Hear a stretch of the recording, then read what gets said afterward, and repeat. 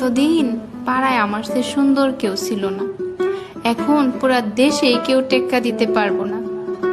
হ্যাঁ, আল্লাহ কতটি জিনিস। ভাগ্যিস কুলসুমের বাব্বি দেখতে টাচ মোবাইলটা দিছিল, নাইলে কি আমি নক্ষত্র চিনতাম।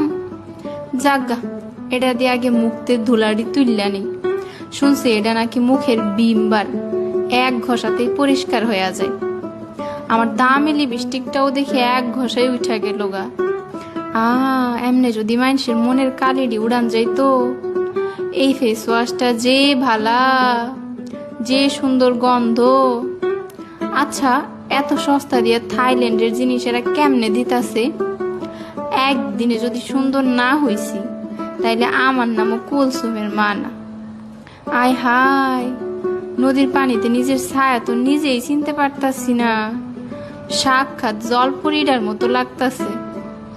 এখন মাখমু মাখন।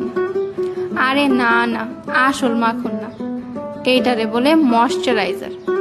দিলে মনে হয় পুরা মাখন ডলতাছি মুখে। আর এখন মাখমু এই রূপ লাবণ্য ধইরা রাখার আসল জিনিস। সূর্য যে চেহারার কি ক্ষতি করে মেলা শিক্ষিত মানুষজন বুঝে না। হ্যাঁ, তাতে আমার কি? আমার তো হইতে হইব টপ সুন্দরী। দেখেন তো এইবার স্কিনটা চকচক করতেছে।